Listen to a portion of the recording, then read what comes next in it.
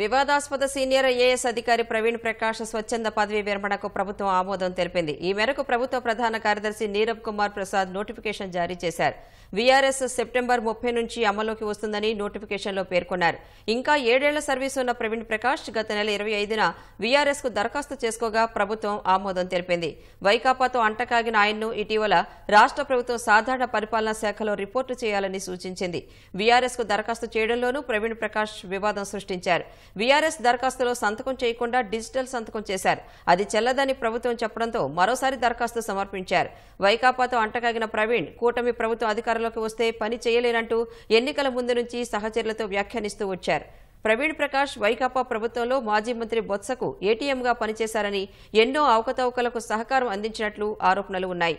ఉపాధ్యాయుల అక్రమ బదిలీలు, చిక్కీలు, కోడిగుడ్ల సరఫరా, టెండర్ల పొడిగింపులో మాజీ మంత్రి చెప్పినట్లే చేశారు. కొంతమంది అధికారులపై తెదేపా ముద్ర వేసి ఇబ్బంది పెట్టారు. పాఠశాల విద్యలో తనిఖీలతో హడావుడి చేస్తూ ఉపాధ్యాయులను బెదిరించారు. ప్రవీణ్ ప్రకాష్ ను ప్రభుత్వం గత నెల 19న బదిలీ చేసి ఎలాంటి పోస్టింగ్ ఇవ్వలేదు. అప్పటి నుంచి ఆయన ఇన్స్టాగ్రామ్లో రీల్స్ చేయడం ప్రారంభించారు.